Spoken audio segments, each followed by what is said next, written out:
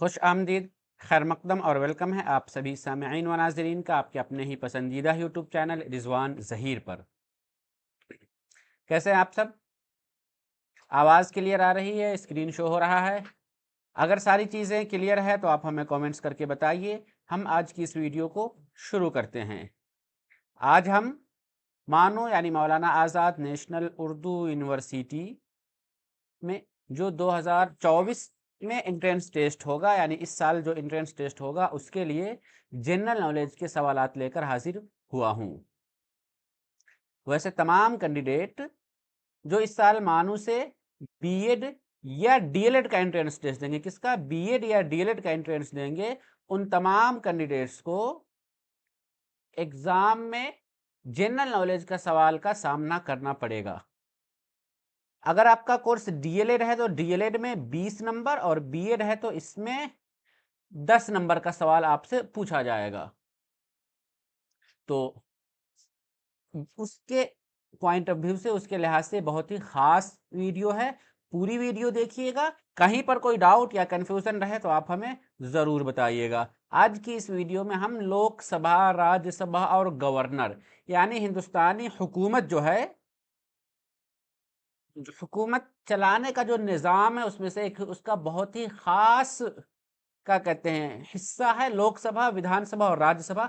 हम उसी के बारे में जानेंगे और एग्जाम में उसके पॉइंट ऑफ व्यू से किस तरीके के क्या क्या सवालात पूछे जाते हैं, हम थ्योरी के बाद फिर सवालात को भी हल करेंगे। तो पूरी वीडियो देखिएगा। कहीं पर कोई डाउट या कंफ्यूजन रहे तो आप हमें ज़रूर बताइएगा। चलिए वीडियो शुरू करते हैं, लेकिन उससे पहले एक रिक्वेस्ट कि अगर अभी तक आपने रिजवान ज़हीर यूट्यूब चैनल को सब्सक्राइब नहीं किया है तो ज़रूर सब्सक्राइब कीजिए और बेल आइकन को भी प्रेस कर दीजिए ताकि हमारी सभी वीडियो की नोटिफिकेशन आपको ईजिली मिलती रहे। तो चलिए हम वीडियो शुरू करते हैं, लेकिन एक इन्फॉर्मेशन भी आप लोगों को हम दे दें कि वैसे कैंडिडेट जो इस साल बीएड या डीएलएड का एंट्रेंस देने वाले हैं तो उनके लिए प्रीवियस ईयर क्वेश्चन और नोट्स अवेलेबल है। प्रीवियस ईयर क्वेश्चन में अगर आपका कोर्स बीएड है तो आपको 9 साल का, डीएलएड है तो 10 साल का क्वेश्चन मिलेगा, यह सभी आंसर के साथ होगा। उसके अलावा आपको बीएड और डीएलएड की लाइव क्लासेस मिलेंगी। किसी तरह कोई डाउट या कन्फ्यूजन, आपका डाउट सेशन होगा वो रहेगा। और जो लोग भी कोर्स परचेज करेंगे उनको ऑनलाइनर नोट्स मिलेगा, फिर प्रैक्टिस सेट होगा और एग्जाम के टाइम पे भी मॉक टेस्ट लिया जाएगा। सब्जेक्ट आपका अगर बीएड में है तो एसएसटी, उर्दू, मैथ, बायो और फिजिक्स का आपको प्रीवियस ईयर क्वेश्चन रहेगा और हिंदी और इंग्लिश का भी लास्ट ईयर का क्वेश्चन रहेगा। और उसके अलावा बीएड और डीएलएड उन दोनों कैंडिडेट से जो general knowledge, Urdu, English, teaching aptitude और मेंटल एबिलिटी के सवाल पूछे जाते हैं, इन सभी का आपको सारा क्लास मिलेगा। इन चीज़ों के लिए आप हमसे राब्ता कर सकते हैं। मेरा व्हाट्सअप नंबर आपको यहाँ पर स्क्रीन पर दिखाई दे रहा है। अच्छा, इस्लामिक क्लब कौन कह रहे हैं, ग्रुप को ओपन कर देखिए। ग्रुप को अगर हम अभी ओपन कर देंगे उसमें इतना हंगामा होगा, इतना तूफान मचेगा कि 5 मिनट के बाद सारे लोग उससे तंग आकर बोलने लगेंगे कि सर ग्रुप को ऑफ कीजिए, ऑफ कीजिए। क्योंकि ग्रुप ऑन रहने का मतलब ये मैसेजेस बहुत ज़्यादा आएंगे और उसमें हम जो आपको नोट्स भेजते हैं, क्लास का लिंक भेजते हैं, बाद में आपको फिर वो ढूंढना मुश्किल हो जाएगा, इतना पीछे चला जाएगा। इस वजह से आप लोग का जो ग्रुप है उस ग्रुप को आप लोग क्लोज ही रहने दीजिए। कि पहला आम इंतखाब यानी जनरल इलेक्शन कब हुआ था? 1951 और 52 में हुआ था। यानी अभी आपका क्या है, 2024 में जनरल इलेक्शन हो रहा है। बहुत सारी जगहों पे कल ही से वोट इलेक्शन शुरू हुआ है, बहुत सारे इलेक्शन हो चुका है। जनरल इलेक्शन हम क्या कहते हैं? उर्दू में आम इंतखाब कहते हैं। ठीक। पहला आम इंतखाब 1951 और 52 में हुआ था। आइन में पार्लियामेंट का नज्म का दफा यानी जो हमारा कॉन्स्टिट्यूशन है उसमें पार्लियामेंट का होगा, उसमें कौन से कौन आर्टिकल में बात की गई है? तो 79 से 122 तक, यानी 79 से लेकर 122 तक आपको क्या क्या है पार्लियामेंट के बारे में बताया गया है। हिंदुस्तान का जो पार्लियामेंट है उसके कितने हिस्से हैं? 3 हिस्से हैं। 3 हिस्से कौन कौन सा? आपका सबसे पहला सदर जमहूरिया यानी प्रेसिडेंट या फिर हम जिसे राष्ट्रपति कहते हैं। दूसरा आपका राज्यसभा, राज्यसभा को ईवान बाला या दोइम ईवान कहते हैं। ईवान बाला यानी अपर हाउस, क्या कहते हैं? Upper house. या फिर दोइम सेकेंड हाउस जो हम कह लीजिए। लोकसभा को हम ईवान ज़ेरी यानी लोअर हाउस कहते हैं, या फिर उसे हम ईवान अव्वल फर्स्ट हाउस भी कह देते हैं, ठीक है। पार्लियामेंट के इजलास को, पार्लियामेंट का जो मीटिंग होता है उसको कौन बुलाता है? सदर जमहूरिया यानी प्रेसिडेंट बुलाता है, ठीक। चलिए अब उसके बाद हम देखते हैं राज्यसभा। राज्यसभा किसे कहते हैं? तो आपने देख लिया कि जो हमारा हिंदुस्तान का पार्लियामेंट है, पार्लियामेंट्री सिस्टम है, उसके 3 हिस्से होते हैं, प्रेसिडेंट यानी राष्ट्रपति, सदर जमहूरिया, राज्यसभा और विधानसभा। तो सदर जमहूरिया है, उसके बारे में हमने पिछली वीडियो में पढ़ लिया था, कल ही पढ़ा था। जिन लोगों ने वीडियो कल का नहीं देखा वो देख लीजिए। उसके बाद हम दूसरे नंबर पर क्या, राज्यसभा पर आ रहे हैं। राज्यसभा के बारे में कॉन्स्टिट्यूशन में किस आर्टिकल में जिक्र किया गया है? तो राज्यसभा के बारे में जो कॉन्स्टिट्यूशन में जिक्र किया गया है वो आपका दफा यानी आर्टिकल 80 है, आर्टिकल 80 है। किस अनुच्छेद 80 में बात किया गया है? क्या कहा गया है कि राज्यसभा में ज्यादा से ज्यादा कितने मेंबर होंगे? 250, 250। अब राज्यसभा के मेंबर्स होते कौन कौन से हैं? तो सिर्फ 3 मरकजी खित्ते यानी यूनियन टेरिटरी जो है दिल्ली, पुडुचेरी और जम्मू कश्मीर के मेंबर राज्यसभा में नुमाइंदगी करते हैं। उसके अलावा राज्यसभा के जो भी मेंबर होते हैं ना, वो सभी स्टेट से यानी सूबा से मुंतखब होकर आते हैं। यानी 3 यूनियन टेरिटरी और जितने उसके अलावा जो हिंदुस्तान में आपके स्टेट बच रहे हैं सभी स्टेट से। नेक्स्ट उसके बाद मौजूदा वक्त में अभी करेंट में कितने मेंबर है? करेंट में अगर हम मेंबर की बात करेंगे तो टोटल 245 मेंबर है। कितने? 245। राज्यसभा में ज्यादा से ज्यादा मेंबर कितने हो सकते हैं? 250 हो सकते हैं। सिर्फ 3 मरकजी खित्ते यानी 3 यूनियन टेरिटरी जो है दिल्ली, पुडुचेरी और जो कश्मीर है उसके मेंबर राज्यसभा में चुने जाते हैं। उसके अलावा सभी सूबा के यानी जो स्टेट के मेंबर राज्यसभा में चुने जाते हैं। मौजूदा वक्त में राज्यसभा में कुल कितने मेंबर है? 245 मेंबर है। 245 मेंबर को आप अलग अलग करने की कोशिश करें, जिसमें 229 का है सूबाई अराकीन यानी स्टेट मेंबर है, फिर 4 मरकजी खित्ते यानी यूनियन टेरिटरी से है, और 12 जो है वो नामजद किया जाता है किसके जरिए? सदर जमहूरिया यानी जो प्रेसिडेंट है उनके जरिए नॉमिनेट किया जाता है। किसको? 12 को। कुल मिला के आपका क्या है? टोटल 245 है। राज्यसभा के लिए 12 मेंबर को सदर जमहूरिया मुंतखब करते हैं, तो अभी आपको समझ में आ ही गया। नामजद मेंबरान जो होते हैं, जिनका जो 12 नामजद मेंबरान होते हैं ना, उनका ताल्लुक किससे होता है? अदब से यानी लिटरेचर, किसी भी जबान के वो एक्सपर्ट होते हैं। आर्ट यानी किसी भी फन में, कला में माहिर होते हैं।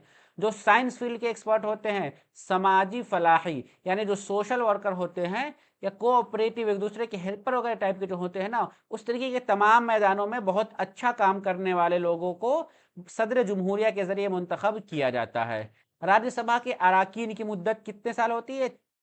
6 साल होती है। इस पॉइंट को आप लोग बिल्कुल नोट कर लीजिए। राज्यसभा जो है उसके अराकीन की मुद्दत 6 साल होती है। ये बहुत ही इंपॉर्टेंट है, क्योंकि आप देखेंगे इसके अलावा जितने भी है, जैसे लोकसभा, राज्यसभा, सॉरी लोकसभा, विधानसभा, या फिर मुखिया का आपका इलेक्शन होता है, या किसी का भी, आमतौर पर जितने भी इलेक्शन होते हैं ना, सब में 5 साल का मुद्दत होता है। क्या होता है? प्रेसिडेंट का भी मुद्दत कितना होता है? 5 साल का होता है। लेकिन सिर्फ एक जो राज्यसभा है ना, इसकी मुद्दत क्या है? 6 साल होती है। उसके अलावा एक विधान परिषद है, उसकी मुद्दत भी 6 साल ही होती है। नेक्स्ट है राज्यसभा क्या है? एक मुस्तकिल ईवान है, यानी ये कभी भी मुकम्मल तौर पर तहलील नहीं होती है। राज्यसभा एक मुस्तकिल है, ये कभी भी खत्म नहीं होती है। ये हमेशा, जैसे लोकसभा है या विधानसभा है, उसका इलेक्शन आता है, इलेक्शन के टाइम में उसे खत्म कर दिया जाता है ना, फिर नया का इंतखाब आता है। लेकिन क्या कहते हैं, ये राज्यसभा कभी भी ऐसा नहीं होता है। राज्यसभा का मेंबर जो है उसको होने के लिए कम से कम उम्र क्या होनी चाहिए होती है? राज्यसभा का मेंबर बनने के लिए कम से कम उम्र की अगर हम बात करेंगे तो ये 30 साल होनी चाहिए। कितने साल? 30 साल होनी चाहिए।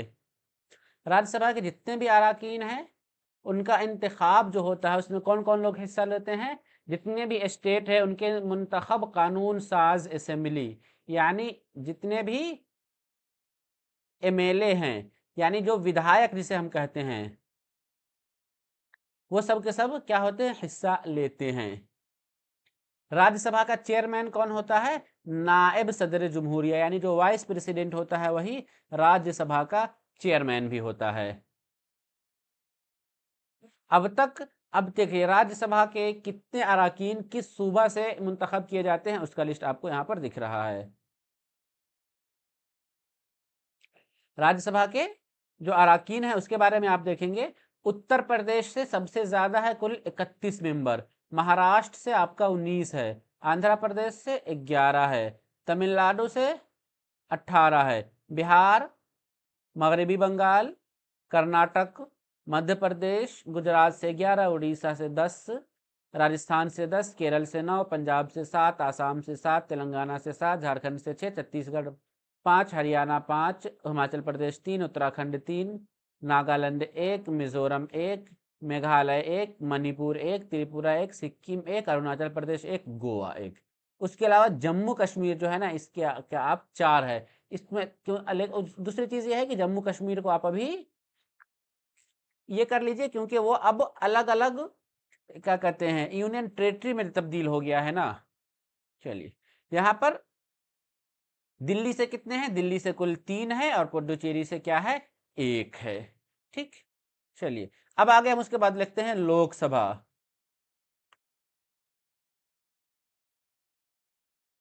लोकसभा में कितने अराकीन हैं, कितने मेंबर्स हैं, हम उनकी तादाद को देख लेते हैं। उत्तर प्रदेश में 80 है, महाराष्ट्र में 48 है, आंध्र प्रदेश में 25 है, मगरबी बंगाल में 42 है, बिहार में 40 है, तमिलनाडु में 39 है, मध्य प्रदेश में 29 है, कर्नाटक में 28 है, गुजरात में 26 है, राजस्थान में 25 है। ये पूरी लिस्ट है, आप इसे स्क्रीनशॉट ले लीजिए, स्क्रीनशॉट करके देख लीजिएगा। लोकसभा के लिए यानी एमपी का अभी जो इलेक्शन हो रहा है ना, इसमें किस स्टेट से कितने नुमाइंदे लोकसभा में जाते हैं, चुनकर जाते हैं। ठीक, इसकी लिस्ट है, आप देख लीजिए। नेक्स्ट है उसका मरकजी खित्ते यानी यूनियन टेरिटरी है, तो किस यूनियन टेरिटरी से कितने लोकसभा के मेंबरान हैं। अब थोड़ा सा लोकसभा के लिए हम एक और चीज देखते हैं कि लोकसभा के जितने भी मेंबरान होते हैं उनसे क्या क्या इंपॉर्टेंट फैक्ट है। लोकसभा की हैयत का बयान, हैयत यानी स्ट्रक्चर जो है लोकसभा कैसा होगा, कितने मेंबर होंगे, क्या क्या उनके पास पावर होंगे, इस तरीके की जितनी भी चीजें हैं, यानी कैसा होगा लोकसभा, यहाँ से आपका दफा 21 में यानी 81 में किया गया है। यानी ये कह लीजिए, यूं कहा गया है कि हिंदुस्तान में एक लोकसभा होगा, ये आर्टिकल 81 में है। लोकसभा के अराकीन की ज्यादा से ज्यादा तादाद कितनी हो सकती है, 552 हो सकती है। कितना, 530 प्लस 20 प्लस 2।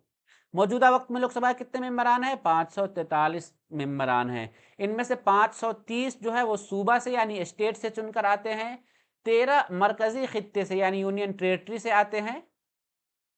ठीक, अब एक चीज यहाँ पर आपको ये देखने को मिल रहा होगा, 500 जो 52 है, तो यहाँ आपने देख लिया कि 500 क्या कहते हैं, 530 तो आपके क्या हो गए, सूबा से हो गए, और 13 आपके क्या हो गए, मरकजी खित्ते से। ठीक है, चलिए, और 2 आपका जो बच रहा है ना, ये जो 2 है, ये 2 क्या थे, एंडो एंग क्या कहते हैं, एंग्लो इंडियन, यानी अंग्रेज जब हिंदुस्तान से छोड़कर चले गए तो उन्होंने ये कहा कि हम तो ठीक है जा रहे हैं, लेकिन हमारे जो लोग बचे हुए हैं उनकी नुमाइंदगी करने के लिए कोई ना कोई तो हिंदुस्तान होना चाहिए। तो उसके लिए 2 मेंबर को रखा गया कि 2 ऐसे मेंबर होंगे जो एंग्लो इंडियन होंगे, उनको चुना जाएगा। लेकिन साल 2020 में इस सीट को भी, इस ऑप्शन को भी लोकसभा से खत्म कर दिया गया। अब एंग्लो इंडियन से कोई मेंबर नहीं चुना जाता है। पहला लोकसभा जो इलेक्शन है वो कब से कब हुआ था, 1952 से लेकर 57 तक। पहला इलेक्शन कब हुआ था, 1951 से लेकर 52 तक इलेक्शन हुआ था। लेकिन लोकसभा जो फर्स्ट चला तो कब था, 52 से लेकर 57 तक, यानी अभी आपका जो लोकसभा चल रहा है ये कब से कब तक, 2019 से लेकर 24 तक चला है ना, तब अब 24 में नया इलेक्शन होगा, 24 के बाद जो बनेगा ये 2029 तक चलेगा। वजीर आजम की इस्लाह पर सदर जमहूरिया लोकसभा को तहलील कर सकता है, यानी लोकसभा को भंग किया जा सकता है कब, अगर वजीर आजम ये सदर जमहूरिया को सिफारिश करता है तब। सबसे ज्यादा दिनों तक वजीर आजम कौन रहे थे, एक तारीख है, यानी अब तक सबसे ज्यादा वजीर आजम यानी प्राइम मिनिस्टर कौन रहे थे, तो पंडित जवाहरलाल नेहरू, वो कुल 16 साल 9 महीने 13 दिन तक, कभी कभी इनको सीधे सिंपल तौर पे 17 साल भी हम बोल देते हैं। और सबसे छोटी मुद्दत, सबसे कम दिनों के लिए जो प्रेसिडेंट कौन रहे थे, अटल बिहारी वाजपेयी को, कितने दिनों के लिए, सिर्फ 13 दिनों के लिए वो रहे थे। उसके अलावा एक और पॉइंट या फैक्ट है आपके लिए कि चौधरी चरण सिंह है, जिसका नाम आप लोग जानते होंगे, आजकल अभी उनके जो पोते हैं जयंत चौधरी, यूपी में वो भी बहुत चर्चा में रहे हैं, फिलहाल वो अपनी एक पार्टी बनाए हुए थे RLD, अब उसको वो अब पार्टी को बीजेपी में अपने शामिल कर लिए हैं। तो चौधरी चरण सिंह ऐसे वजीर आजम जो कभी लोकसभा में मौजूद नहीं, यानी लोग वो वजीर आजम प्राइम मिनिस्टर तो हिंदुस्तान के बने, लेकिन उन्हें नौबत लोकसभा में वो नहीं जा पहुंचे, मतलब उस बीच में कोई सेशन ही लोकसभा का नहीं हुआ। लोकसभा और राज्यसभा के अराकीन क्या है, सदर जमहूरिया और नायब सदर जमहूरिया के इंतखाब में हिस्सा लेते हैं। एक साल में कम से कम कितनी मरतबा पार्लियामेंट का इजलास बुलाना जरूरी है, 2 मरतबा पार्लियामेंट का इजलास बुलाना जरूरी है। दोनों इजलास के दरमियान कितने दिनों का फासला होना चाहिए, मतलब कितने दिनों से ज्यादा का फासला नहीं होना चाहिए, तो 6 महीने से ज्यादा का फासला नहीं होना चाहिए, यानी 6 महीने के अंदर आपको नेक्स्ट सेशन होना ही चाहिए। लोकसभा को ईवान जीरी यानी ईवान अव्वल के नाम से भी जाना जाता है। ठीक, एक क्वेश्चन आप लोगों से मैं कमेंट्स में पूछ रहा हूं कि house of people, house of people किसे कहा जाता है, नीचे आप लोग बताइए कमेंट्स करके।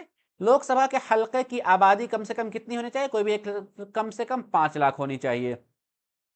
लोकसभा का जो भी कोई रुकन है वो मेंबर है, उसके बनने के लिए कम से कम उम्र कितनी होनी चाहिए, कम से कम उम्र 25 साल होनी चाहिए। 61वीं आईनी तरमीम यानी 61 का जो होता है, उसमें 1989 के तहत राय दहिंदगान यानी जो वोटर हैं उसकी उम्र को 21 साल से घटाकर 18 साल कर दिया गया। आपको पता है कि अभी हिंदुस्तान में किसी को वोट देने के लिए कम से कम उम्र कितनी होनी चाहिए, कम से कम उम्र आपकी 18 साल होनी चाहिए। पहले ये क्या था, पहले 21 साल था, लेकिन जो 61 जो अमेंडमेंट था उसमें तब्दीली करके 1989 में उसको 18 से घटाकर 21 कर दिया गया। ठीक है, चलिए।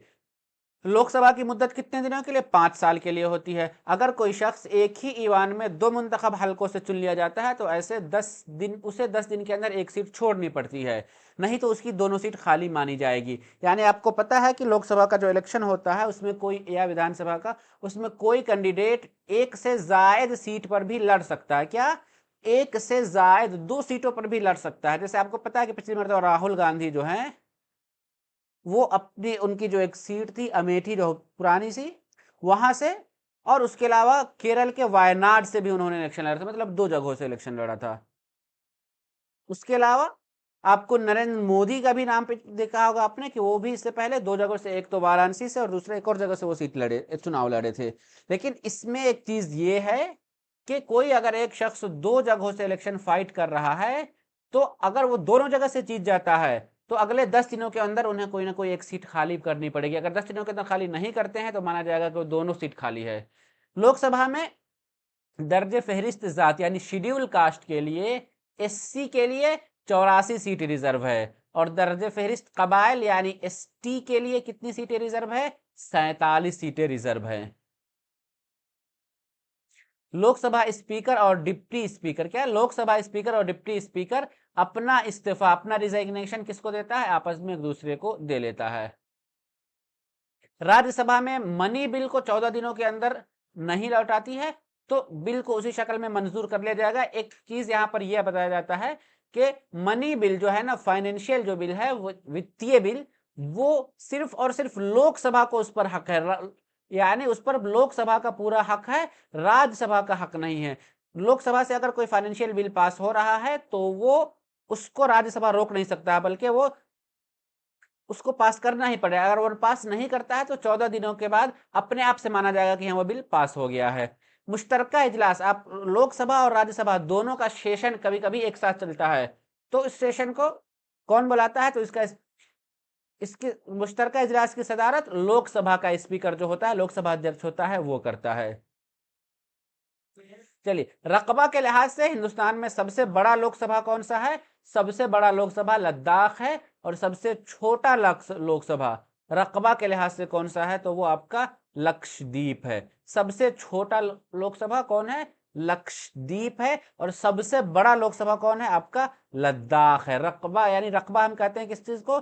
एरिया को, क्षेत्र के अनुसार। ठीक, चलिए, सबसे ज्यादा लोकसभा की सीट कहां है? आपको अभी बताया गया था कि सबसे ज्यादा लोकसभा की सीट 80 है यूपी में। बिहार में कितनी सीटें हैं? बिहार में 40 सीटें हैं। लोकसभा के पहले स्पीकर कौन थे? लोकसभा के पहले स्पीकर जीवी मालव्यंकर थे। कौन थे? जीवी मालव्यंकर। और लोकसभा के मौजूदा स्पीकर, अभी जो आपका सेशन चल रहा है, उसके स्पीकर कौन है? तो जनाब ओम बिरला साहब हैं। ठीक है, चलिए, अब यहां पर तो ये चीजें आप लोग को अभी तक ये समझ में आ गई थी। अब इससे आगे चलिए, हम सवाल और जवाब आपके सामने रखते हैं।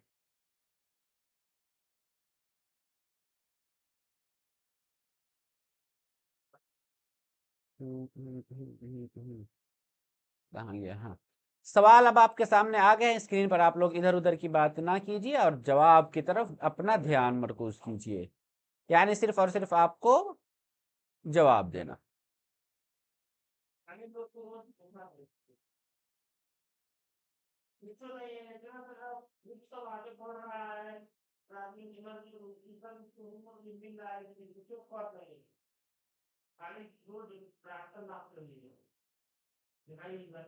हाँ, अब आप लोग बातचीत कम कीजिए, इधर उधर की बात ना कीजिए। हाँ, अब सवाल का जवाब दीजिए। नसीम, रहमत इस्लामिक क्लब, नुजहत गाजी, शाहिना, नाहिद, सलमान। चलिए, अब आप लोग आंसर करने की कोशिश कीजिए। नायब सदर के चुनाव में नायब सदर यानी जो आपका वाइस प्रेसिडेंट है, उसके इलेक्शन में कौन से अरकान, कौन से मेंबर हिस्सा लेते हैं? कौन से मेंबर पार्टिसिपेट करते हैं? पार्लियामेंट के दोनों हाउस के मुंतखब मेंबरान, या राज्यसभा के मेंबरान, लोकसभा के मेंबरान, या फिर राज्यसभा के नामजद मेंबरान? ठीक है, चलिए, यहां से अब आप लोग जवाब दीजिए। और जिन लोगों ने भी वीडियो को लाइक नहीं किया है वो वीडियो को ज़रूर लाइक कर दीजिए, और जिन लोगों ने चैनल को सब्सक्राइब नहीं किया ज़रूर सब्सक्राइब कर लीजिए और बेल आइकन को भी प्रेस कर दीजिए।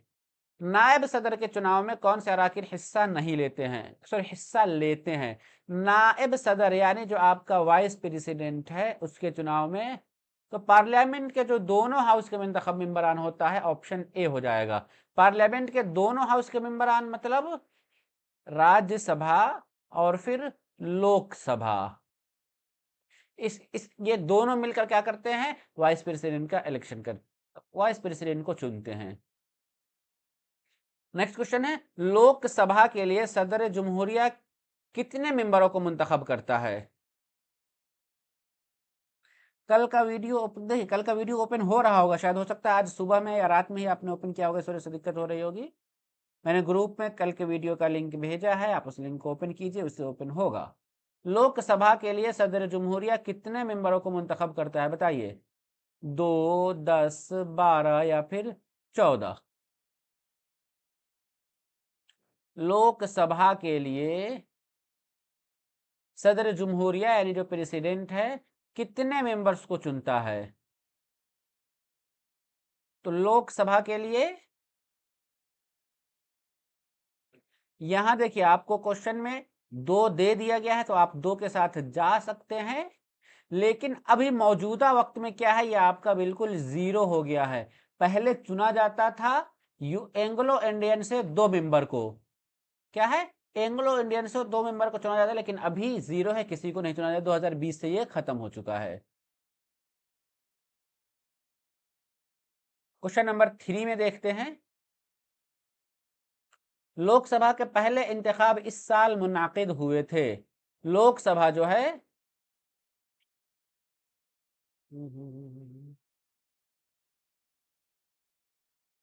चलिए,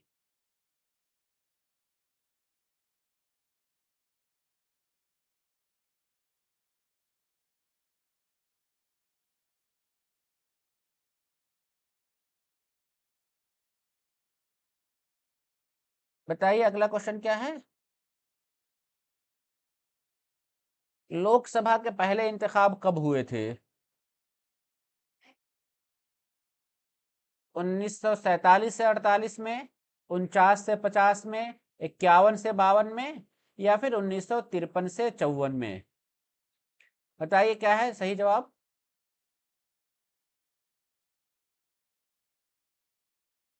लोकसभा के पहले इंतखाब कब हुए थे? 47, 48, 49, 50, 51, 52 या फिर 53, 54? तो पहला इंतखाब जो हुआ था आपका ऑप्शन सी है, 1951, 52 में हुआ था। नेक्स्ट क्वेश्चन देखते हैं, हिंदुस्तान की वह रियासत जहां सबसे ज्यादा लोकसभा के हलके पाए जाते हैं, किस स्टेट में सबसे ज्यादा लोकसभा की सीटें हैं? बताइए क्या होगा सही जवाब।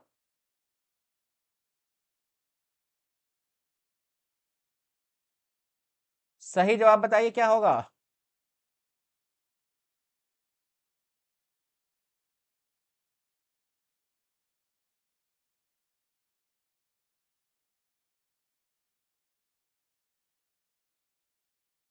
सही जवाब क्या होगा?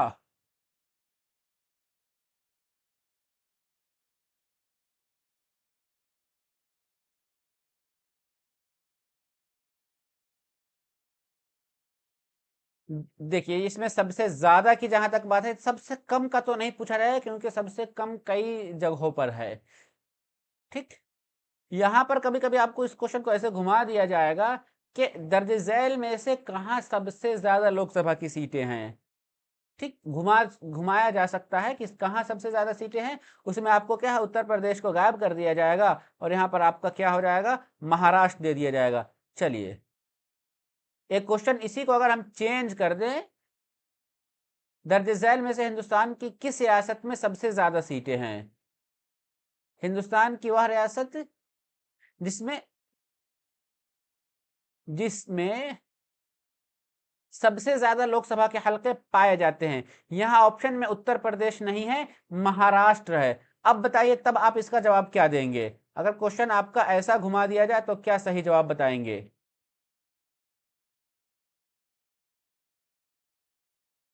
चलिए, बताइए क्या होगा। इसी क्वेश्चन को थोड़ा सा आप लोगों से बस जस्ट घुमा दिया गया है।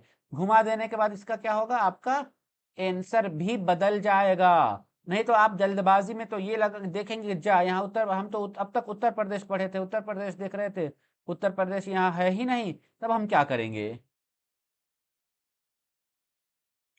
चलिए, क्वेश्चन में एक और रियासत जिसमें सबसे ज्यादा लोकसभा के हलके पाए जाते हैं, यानी तब आपको यहाँ पे ऑप्शन के अकॉर्डिंग जाना पड़ेगा। जो 4 ऑप्शंस दिए गए हैं ना, उन ऑप्शंस में से किसी एक को ढूंढना पड़ेगा कि वह रियासत जहां सबसे ज्यादा लोकसभा की सीटें हैं। इन चारों में से उत्तर प्रदेश आपका ऑप्शन नहीं है। अब तक देख रहा हूं कि सब के सब उत्तर प्रदेश ही कह रहे हैं। चलिए, गुफरान खान ने अब कहा है कि महाराष्ट्र। अच्छा, रौनक का ए आ रहा है, देखिए। क्वेश्चन आप लोग का बदल गया ना, जल्दबाजी में आप लोग हो सकता है कि गलती कर देंगे। तो जब अगर ऑप्शन में उत्तर प्रदेश रहे सबसे ज्यादा, लेकिन अगर उत्तर प्रदेश ना रहे, पूछ ले रहे इनमें से सबसे ज्यादा लोकसभा की सीटें कहाँ हैं, तब आप बताएंगे महाराष्ट्र को। यानी महाराष्ट्र में कितना है, इस 4 ऑप्शंस में से सबसे ज्यादा सीटें हैं, अगर उत्तर प्रदेश ऑप्शन में नहीं है तब। ठीक है, आगे बढ़ते हैं। लोकसभा और राज्यसभा में सबसे ज्यादा ताकतवर कौन है? सबसे ज्यादा ताकतवर कौन है लोकसभा और राज्यसभा में? लोकसभा है, राज्यसभा है, दोनों की दस्तूर साजी की कुव्वत बराबर है, या फिर यह तय करना सदर जमहूरिया का काम है। तब आप कहेंगे कि लोकसभा और राज्यसभा में सबसे ज्यादा ताकतवर कौन है? पहला ऑप्शन लोकसभा है। क्यों? क्योंकि लोकसभा में जो मेंबर चुने जाते हैं वो किसके जरिए? लोगों के जरिए चुने जाते हैं, लोगों के जरिए मुंतखब होते हैं, तो इस वजह से ज्यादा, क्योंकि ये डायरेक्ट चुने जाते हैं, और राज्यसभा में वो इनडायरेक्टली हो जाते हैं ना, एक चीज। दूसरी चीज है कि लोकसभा के पास फाइनेंशियल बिल पास करने का पावर है, लेकिन राज्यसभा के पास ये पावर नहीं है, तो ताकतवर सबसे ज्यादा लोकसभा है। नेक्स्ट क्वेश्चन है, किस वजीर आजम ने लोकसभा का सामना नहीं किया था? क्वेश्चन नंबर 6 में बताइए, किस वजीर आजम ने लोकसभा का सामना नहीं किया था? जवाहरलाल नेहरू, मोरारजी देसाई, चौधरी चरण सिंह, या फिर चंद्रशेखर? क्वेश्चन नंबर 6 में बताइए। तो जैसे ही हम 6 में आंसर करने की कोशिश करेंगे, हमारे पास जो जवाब होगा इस क्वेश्चन नंबर 6 का, चौधरी चरण सिंह, ऑप्शन सी। नेक्स्ट है, किस यूनियन टेरिटरी में सबसे ज्यादा लोकसभा सीट है? किस यूनियन टेरिटरी में सबसे ज्यादा लोकसभा सीट है? बताइए, किस यूनियन टेरिटरी में लोकसभा सीट, सबसे ज्यादा लोकसभा सीट है? बताइए क्या होगा दुरुस्त जवाब?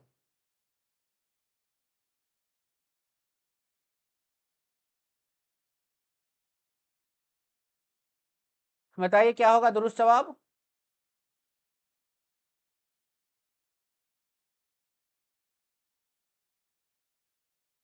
हाँ, जम्मू कश्मीर, दिल्ली, लद्दाख, पुदुचेरी, ये तो बहुत आसान है, इसमें सब के सब सीधे आप ऑप्शन क्या कहते हैं, डी को कर सकते हैं। ठीक,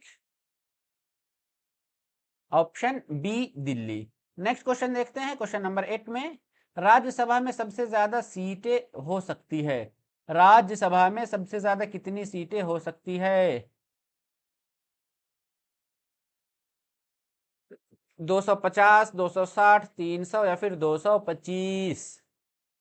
राज्यसभा में कितनी ज्यादा, सबसे ज्यादा सीटें हो सकती है? मैक्सिमम कैपेसिटी कितना है राज्यसभा में सीटों के लिए? तो आप यहां पर सही जवाब करेंगे ऑप्शन ए, 250। हाँ, 7 का बिल्कुल, जिन लोगों ने भी, अच्छा 7 में डी और बी में कैसे चले गए हैं जी?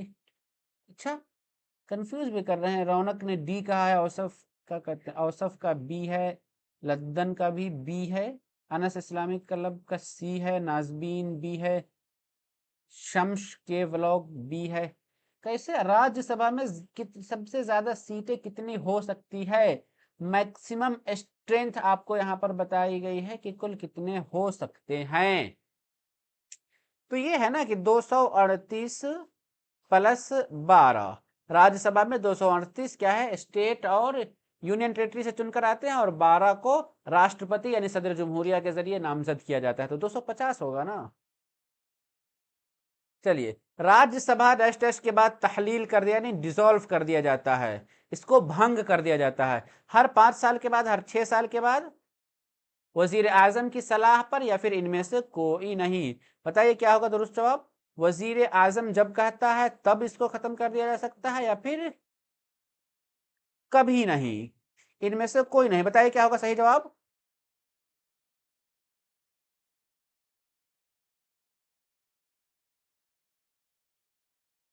राज्यसभा को कितने सालों के बाद में बिल्कुल खत्म कर दिया जाता है? चलिए, अच्छा नसीम, आपने क्या कहा है, 250 बोला है।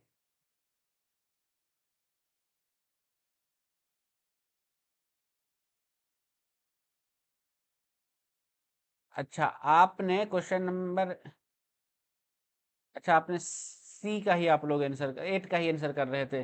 चलिए, अब क्वेश्चन नंबर 9 पर आ जाइए। क्वेश्चन नंबर स्क्रीन पर आपके पास 9 आ गया है।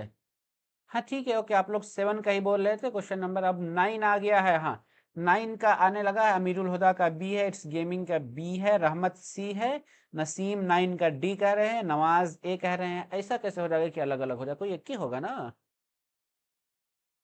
राज्यसभा को कितने सालों के बाद खत्म कर दिया जाता है? तो ऑप्शन डी होगा, इनमें से कोई नहीं। देखिए हर 5 साल के बाद तो राज्यसभा में होता ही नहीं है, हर 6 साल के बाद नहीं, हर 6 साल के बाद डिसॉल्व नहीं होता है, बल्कि 1/3 1/3 जो उसके मेंबर होते हैं ना, वो राज्यसभा से अपना क्या कहते हैं, उनका पीरियड पूरा होता है, उनके बाद फिर नए लोग आते हैं।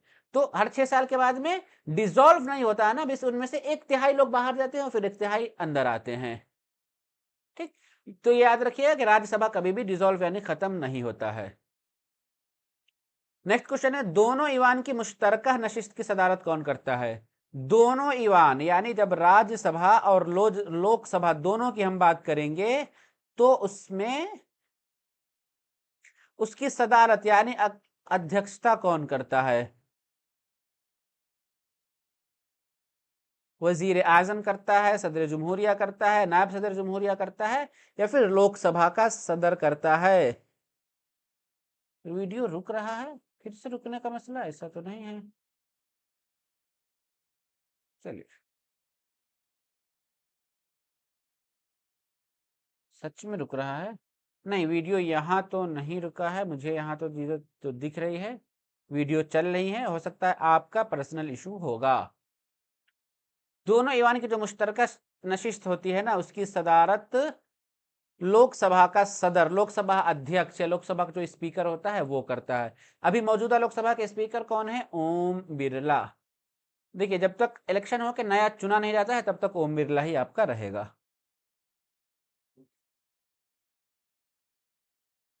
क्वेश्चन चारों ऑप्शन नहीं दिख रहा था,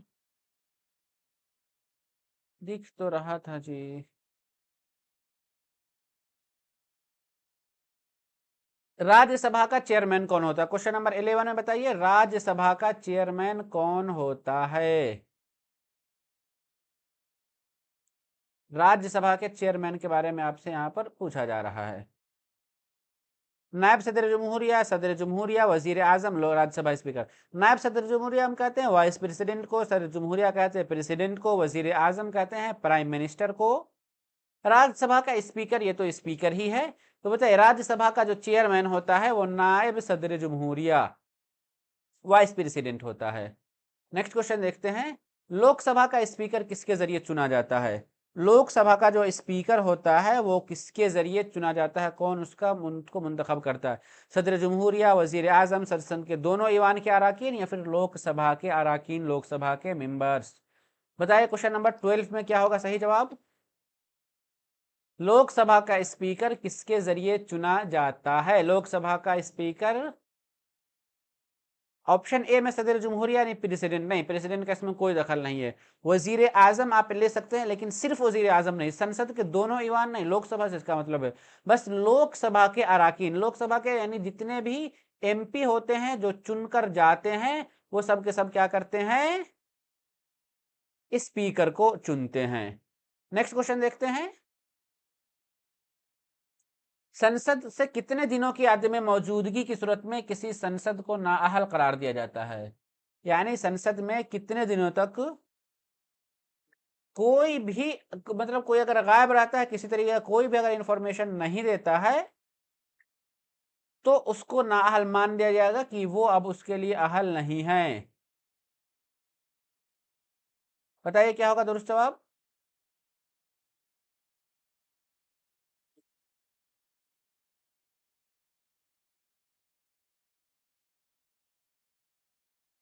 अदम मौजूद नाअहल, तो इसका सही जवाब होगा 60 दिन। कोई अगर लापता हो जाता है ना 60 दिनों तक बिना किसी इंफॉर्मेशन के, तो उसकी सदस्यता चली जाएगी। लोकसभा के पहले स्पीकर कौन थे? क्वेश्चन नंबर 14 में बताइए, लोकसभा के पहले स्पीकर कौन थे? ठीक, चलिए जवाब देने की कोशिश कीजिए, क्या है पहले स्पीकर? पहले सदर कह लीजिए, पहले अध्यक्ष कर लीजिए, K S Hegde, Hukum Singh, M A Ayyangar, या फिर गणेश मालवेंकर? तो लोकसभा के जो पहले स्पीकर थे ना वो आपका था option D, Ganesh Mavalankar. Lok Sabha Rajya Sabha member का दौरानिया कितने साल का होता है? क्वेश्चन नंबर 15 ने बताइए, राज्यसभा का जो मेंबर है उनका पीरियड कितने सालों का होता है? 3 साल, 5 साल, 4 साल, या फिर 6 साल? राज्यसभा के मेंबर का दौरानिया कितने सालों का होता है?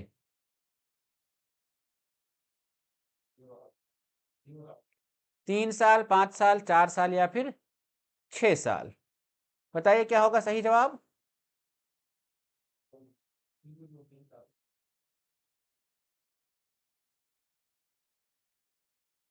चलिए,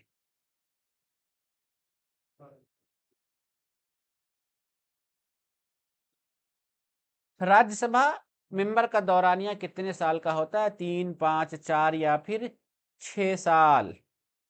तो सबको पता है कि इसका दौरानिया 6 साल का होता है। राज्यसभा का रुकन होने के लिए कम से कम कितनी साल की उम्र होनी चाहिए? राज्यसभा का मेंबर बनने के लिए कम से कम कितने साल की उम्र होनी चाहिए? अरे आंसर दिख गया आप लोगों को। आंसर दिख गया तो मैं इसको सीधे से आगे बढ़ जाऊंगा 30 साल तक।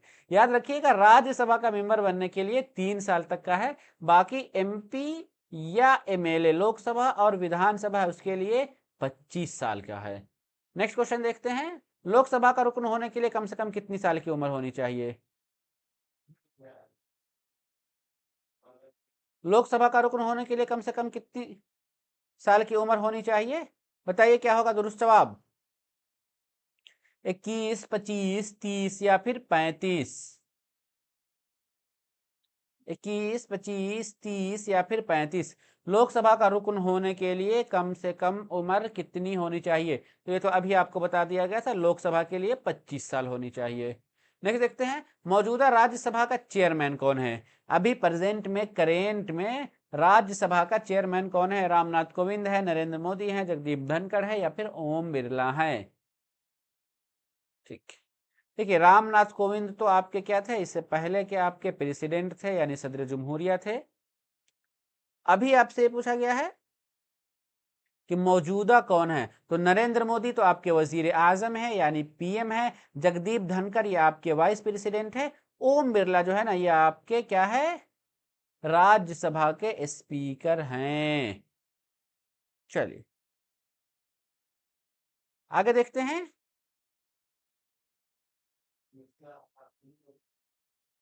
मौजूदा लोकसभा का चेयरमैन कौन कौन है? ये ऐसा क्या हुआ, दोनों क्वेश्चन एक ही मतलब कैसे रिपीट हो गया? अरे सॉरी, ऊपर वाले क्वेश्चन में मैं ही थोड़ा सा ध्यान भटका दिया। मौजूदा राज्यसभा का चेयरमैन, देखिए राज्यसभा का चेयरमैन तो आपका वाइस प्रेसिडेंट होता है ना, तो यहाँ पर ऑप्शन सी होगा सही जवाब। राज्यसभा, ध्यान, मुझसे ही गलती हो गई थी जल्दबाजी में। राज्यसभा का चेयरमैन जो होता है, जो वाइस प्रेसिडेंट होता है, नायब सदर जमहूरिया, वो होता है। तो अभी कौन है? अभी जगदीप धनखड़ है। क्वेश्चन नंबर 19 में, मौजूदा लोकसभा का चेयरमैन, तो लोकसभा का जो चेयरमैन है वो आपका ऑप्शन डी है, ओम बिरला।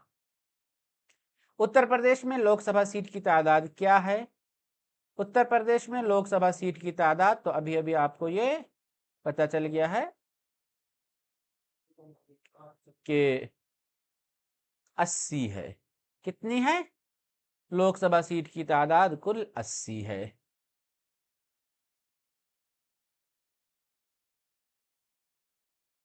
हिंदुस्तानी आइन में पार्लियामानी निज़ाम कहाँ से लिया गया है?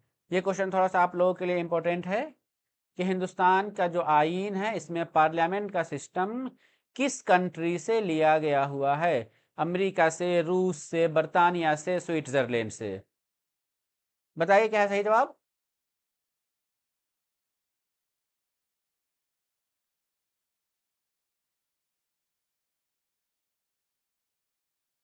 पार्लियामेंट्री सिस्टम जो है वो अमेरिका से, रूस से, ब्रिटेन से यानी यूके से, या फिर स्विट्जरलैंड से? तो सही जवाब हो जाएगा आपका ऑप्शन सी, बर्तानिया यानी यूके से। चलिए आगे बढ़ते हैं। नेक्स्ट क्वेश्चन है, पार्लियामेंट में शामिल है। अगर हम लफ्ज पार्लियामेंट कहते हैं तो उसमें कौन कौन शामिल है? बताइए क्या है, पार्लियामेंट में कौन कौन शामिल है?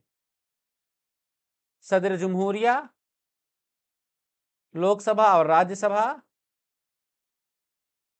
लोकसभा और राज्यसभा सिर्फ, लोकसभा और विधानसभा, या विधानसभा, विधान परिषद और लोकसभा? तो यहां पर आपका जो सही जवाब हो जाएगा, पार्लियामेंट में शामिल है सदर जमहूरिया, लोकसभा और राज्यसभा। नेक्स्ट क्वेश्चन है, चलिए क्वेश्चन आपका यहीं पर कंप्लीट हो गया। 22 क्वेश्चन ही था। उम्मीद करता हूं कि आप सभी लोगों को ये वीडियो पसंद आया हो। वीडियो शुरुआत में थोड़ी सी जो है वो परेशान की थी, नहीं चल रही थी, ये सिस्टम मेरा हैंग कर रहा था, मसला आ रहा था, लेकिन बाद में ठीक हो गया। उम्मीद करता हूं कि आप सभी लोगों को वीडियो पसंद आया होगा और कुछ ना कुछ आप लोगों को सीखने को मिला होगा। अगर वीडियो पसंद आया है तो वीडियो को लाइक कीजिए, और जो लोग नए हैं अभी तक रिजवान ज़हीर यूट्यूब चैनल को सब्सक्राइब नहीं किया है ज़रूर सब्सक्राइब कर लीजिए। और उसके अलावा अगर आप में से कैंडिडेट जो मानो बीएड या डीएलएड का प्रीवियस ईयर क्वेश्चन और नोट्स हासिल करना चाहते हैं तो हमसे व्हाट्सएप पर रब्ता कर सकते हैं। मेरा व्हाट्सएप नंबर आपको यहाँ पर स्क्रीन पर दिखाई दे रहा है, 8804447155, 8804447155। चलिए आज की इस वीडियो को हम यहीं पर एंड करते हैं, फिर मिलेंगे, तब तक के लिए शुक्रिया, अल्लाह हाफिज। हाँ हाँ, और याद रखिएगा 10 बजे वाली जो अगली क्लास है वो क्लास भी होगी, ठीक है। चलिए, ओके, अल्लाह हाफिज।